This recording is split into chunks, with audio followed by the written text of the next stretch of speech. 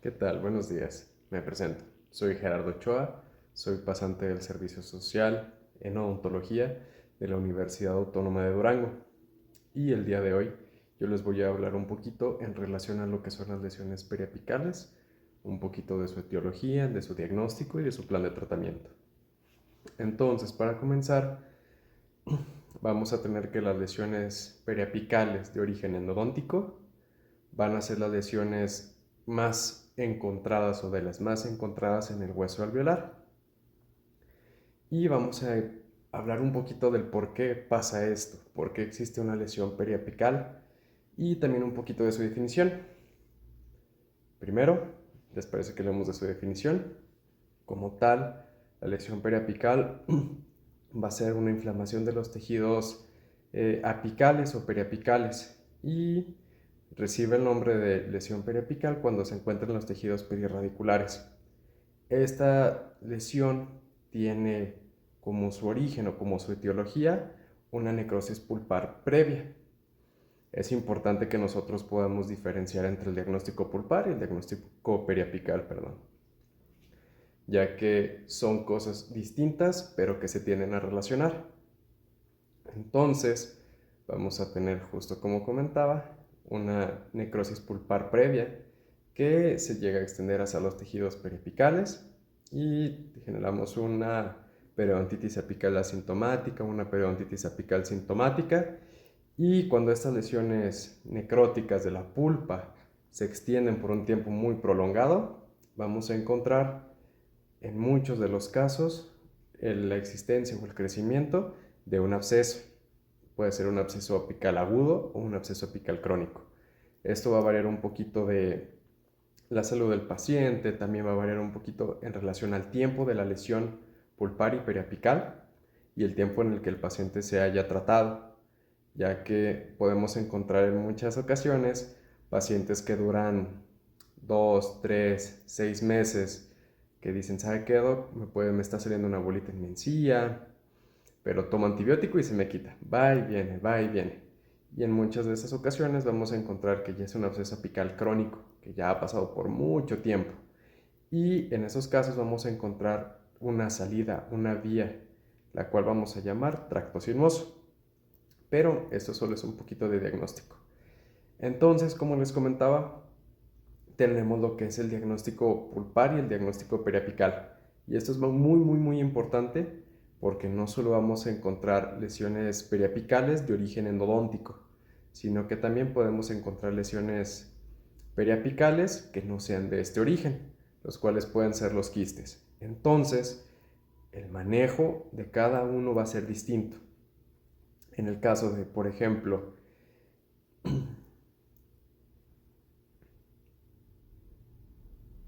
En el caso, por ejemplo, de una necrosis pulpar, donde ya encontramos un absceso apical crónico o agudo, nosotros tenemos que...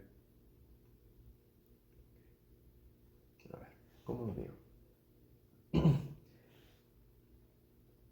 En el momento en el que nuestro paciente llega a la consulta dental, tenemos que hacer toda nuestra historia clínica, tenemos que hacer las preguntas correctas. En el caso de los pacientes, la mayor tasa de consulta va a ser pacientes que llegan con un dolor. Entonces, por ejemplo, ahí vamos a comenzar haciendo todo nuestro cuestionario y le vamos a preguntar a nuestro paciente, ¿sabe qué? Señor, dígame cuál es el motivo de su consulta, vaya. Y ya el paciente nos va a empezar a platicar que a lo mejor tiene 4 o 5 meses que le sale como una postemilla, es la forma más común que los pacientes tienden a referirse a nuestros tractos sinuosos o a los abscesos. Así tengo 4 meses, he estado tomando antibiótico, va y viene esta molestia. Ok, entonces ya a lo mejor nosotros le podemos preguntar al paciente, señor, ¿tuvo algún trauma? ¿Se dio un golpe? ¿Le rompió su diente comiendo algo? ¿Hace tiempo tuvo mucho dolor? ¿Qué es lo que ha pasado? Entonces ya el paciente a lo mejor nos puede platicar, sí, ¿sabe qué, doctor? Hace 3 meses tuve mucho dolor, duré 15 días que no podía dormir nada y después de eso el dolor se fue. Y al cabo de 15 días, unas 2, 3 semanas, me apareció una bolita. Entonces, ya por ahí nosotros podemos sospechar de lo que va a ser una lesión periapical de origen endodóntico. Y estas las vamos a poder tratar con un tratamiento de conductos. Pero, ok, ya tenemos nuestro diagnóstico presuntivo. Tenemos una idea que a lo mejor el paciente tuvo una caries muy grande, se le fracturó su diente. Ahora tenemos que pasar a las pruebas diagnósticas reales, por lo que nosotros vamos a tener que utilizar pruebas de frío y de calor o de vitalidad pulpar para poder diagnosticar correctamente a este paciente. Entonces pasamos con nuestro paciente, está sentado y empezamos a hacer pruebas con EndoEyes. Hacemos pruebas en 2 o 3 dientes testigo para tener una idea el paciente de cómo se debe de sentir de forma normal en un diente sano estas pruebas, y vemos que todas sus piezas responden a los 2-3 segundos del estímulo frío y el estímulo se va, no queda rastro de él. Entonces pasamos con la pieza de nuestro interés, checamos con nuestro espejo previamente y vemos que sí, efectivamente hay una caries súper extensa y que sí, hay un absceso. Entonces, pues, hacemos nuestras pruebas con EndoEyes y vemos que el paciente responde negativo, no hay ningún tipo de estímulo al frío. Hacemos pruebas de percusión, también en 2-3 dientes testigo, y vemos que todas las pruebas el paciente responde positivo. Si en realidad dice, ¿sabe qué, doctor? Siento el golpe, pero no me duele. Pasamos a nuestro diente en cuestión donde se presenta este absceso, donde vimos que previamente no responde positivo a las pruebas de vitalidad. Hacemos nuestras pruebas de percusión y yo creo que todos sabemos que nos vamos a encontrar dolor. Y el paciente nos refiere que siente dolor hacia la percusión vertical. Esto nos va a hablar ya directamente de que hay un problema perirradicular. Podemos encontrar, ahorita que lleguemos a hacer nuestra radiografía, una lesión periapical bastante extensa. Entonces, tenemos ya dos pruebas, la prueba de frío y la prueba de la percusión, vertical y horizontal. El paciente en este caso no nos respondió, o más bien nos comentó que a la hora de nosotros hacer la prueba de percusión horizontal, sintió el golpeteo, pero no sintió ninguna molestia. Entonces, podemos ir descartando también lo que son las fracturas verticales en los dientes. Entonces, ok, pasamos con nuestro paciente, les tomamos una radiografía y nos encontramos una super lesión. Entonces, a partir de aquí ya tenemos nuestro diagnóstico, que va a ser una pulpitis, digo, una necrosis pulpar, y vamos a encontrar un absceso apical crónico, porque si recuerdan, habíamos comentado que este paciente tenía alrededor de 2 o 3 meses que salía y se quitaba una bolita. Entonces, tenemos nuestro diagnóstico. ¿Qué sigue, doctor? Podemos hacer nuestro tratamiento de conductos. Abrimos nuestra cavidad, hacemos nuestra comunicación pulpar y decidimos hacer la instrumentación ese mismo rato. Tomamos conductometría, hacemos nuestro ensanchado, nuestra conformación del conducto, irrigamos súper bien con hipoclorito y supongamos que nos quedamos en una lima 30-05, que podemos ensanchar a lo mejor una o dos limas más, y como sabemos que es una lesión de tiempo, sabemos que ahí va a haber muchas bacterias que probablemente ni con el uso continuo del hipoclorito, así como su activación, va a ser suficiente para eliminar todas las bacterias que hay dentro del conducto. Entonces decidimos colocar medicación intraconducto, hidróxido de calcio, y le decimos al paciente, ¿sabe qué, señor? Venga en 15 días, vamos a dar oportunidad de que este hidróxido de calcio haga efecto para poder reducir todas las bacterias que hay dentro del conducto. Viene dentro de 15 días, le preguntamos cómo le fue. ¿Sabe qué, doctor? Se me quitó mi molestia, ya no tengo tanto dolor, la bolita se empezó a quitar o ya no hay. Y nosotros tomamos radiografía, vamos viendo el control y vemos que efectivamente esta lesión periapical que había se ha disminuido bastante. Entonces, lo que nosotros procedemos a hacer, volvemos a hacer todo nuestro protocolo, aislamos a nuestro paciente, retiramos nuestra restauración provisional, irrigamos, retiramos todo nuestro medicación intraconducto y después terminamos nuestra conformación. Hacemos nuestro protocolo final de irrigación, hipoclorito, solución salina y EDTA y obturamos. Entonces vamos a tener que este tipo de lesiones se van a ver, erradicadas con un tratamiento de conductos. Pero existen casos donde terminamos de hacer nuestros 2, 3, 4 recambios de medicación intraconducto y vemos que la lesión persiste. Entonces, en estos casos, por lo que normalmente se puede optar es hacer todo nuestro tratamiento de conductos convencional, obturamos y hacer una cirugía apical posterior al tratamiento.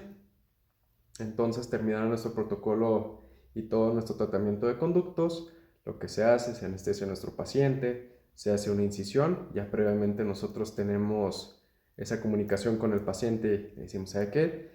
Su diente necesita parte de la endodoncia, hacer una cirugía apical, vamos a planear bien la cirugía, hacemos nuestra incisión, levantamos nuestro colgajo, se termina de eliminar la porción o los 2 últimos tercios.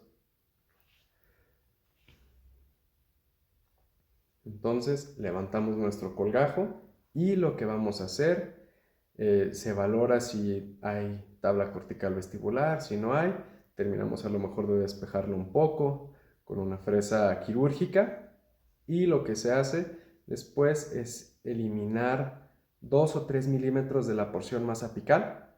Eliminamos toda esas 2 milímetros de la porción radicular, se sella con MTA y en algunas ocasiones, dependiendo de la extensión de la lesión, podemos optar por colocar un injerto óseo y una membrana. En el caso de nuestro paciente, si lo necesitó, terminamos de hacer nuestra cirugía apical, hicimos una regeneración ósea guiada y terminamos de cerrar nuestro colgajo de nuevo y le comentamos al paciente que ante cualquier tipo de molestia o de dolor se comunique con nosotros. Y tenemos que, después de hacer esto, tener varias citas de control para poder observar cómo es de que el hueso de la zona perirradicular empieza a cicatrizar, porque este tipo de lesiones tiende a tardar de 6 meses a 1 año para que nosotros veamos una reparación ósea correcta.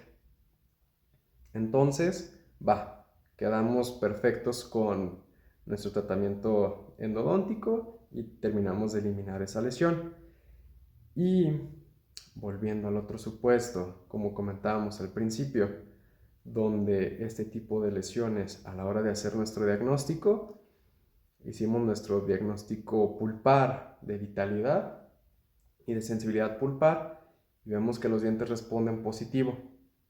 Entonces, nos vamos a la radiografía, sacamos una radiografía y efectivamente vemos una lesión radiotransparente, vemos a lo mejor una zona bien delimitada alrededor de la lesión y vamos a empezar a darnos una idea que el diagnóstico puede que esa lesión no vaya a ser de origen endodóntico, puede que estemos en presencia de un quiste. Entonces, hay distintos métodos de diagnóstico. Podemos solicitarle a nuestro paciente que se realice una tomografía para poder ver en 3D esa lesión. Y hicimos todas nuestras pruebas de vitalidad y de sensibilidad pulpar. Vemos que todas las piezas del paciente donde se extiende la lesión están vitales, pero a lo mejor podemos observar en la radiografía un ligero desplazamiento de las raíces por la misma lesión. Entonces mandamos a sacar su tomografía y decimos, efectivamente esto es un quiste, esto no es de origen endodóntico y hay que valorarlo. Si las porciones radiculares de las piezas circundantes a este quiste se ven afectadas dentro de la tomografía, hay que iniciar con un tratamiento de conductos previo. Se hace todo el protocolo, se aísla a nuestro paciente, se comunica, se hace la conformación, se obtura y posterior a esto, lo mismo debe hacer una cirugía apical. Pero en este caso vamos a hacer también una enucleación de este quiste. Entonces abrimos nuestro colgajo y después de abrirlo, muchas veces nos vamos a encontrar que las tablas corticales vestibulares o las palatinas están muy afectadas. La tomografía también nos ayuda un poquito para poder visualizar de mejor manera dónde se encuentra esta lesión y por dónde la vamos a abordar. Supongamos que está por vestibular. Hacemos nuestra incisión, levantamos nuestro colgajo y realmente pues vamos a encontrar una tabla cortical bastante delgada que tipo o lo podemos asemejar a lo que fuera una cáscara de huevo. Terminamos de retirar esa tablita cortical y descubrimos nuestro quiste. Entonces se procede a realizar todo el proceso quirúrgico donde se enuclea, se retira, se cortan 2 o 3 milímetros de la porción periapical o los que estuvieran afectados por el quiste y de nuevo volvemos a sellar con MTA. Después de nosotros haber enucleado este quiste, es siempre y de suma importancia, todos los quistes que nos encontremos, poder hacer un registro histopatológico, que lo retiremos, lo mandemos a patología para que lo puedan analizar y tener un diagnóstico correcto de qué era, si era un queratoquiste, si era un quiste odontogénico. Entonces, únicamente lo vamos a poder descubrir haciendo un estudio histopatológico. Mencionaba en estos casos que también era posible poder drenarlos o era posible nada más hacer unas ligeras incisiones para que parte del quiste se terminara por deshacer, pero esto ya es meramente histórico. Se ha demostrado que gran mayoría de esos tratamientos que se hacían, el hueso alveolar tenía un proceso de necrosis, lo cual, pues vaya, es algo que nosotros no estamos buscando. Y ya para culminar, pues realmente hacer de nuevo mucho énfasis en toda nuestra historia clínica, que es de suma importancia hacer las preguntas correctas a nuestros pacientes, cuánto tiempo tiene la lesión, si tuvo un tratamiento previo, si tuvo dolor, si ha tomado antibióticos, si ha tomado analgésicos, o realmente, vaya, qué es lo que está pasando, si tiene dolor a lo frío, a lo caliente, si molesta cuando mastica, ya que todo esto nos va a poder dar una idea de un diagnóstico pulpar que después nos va a llevar a un diagnóstico perirradicular.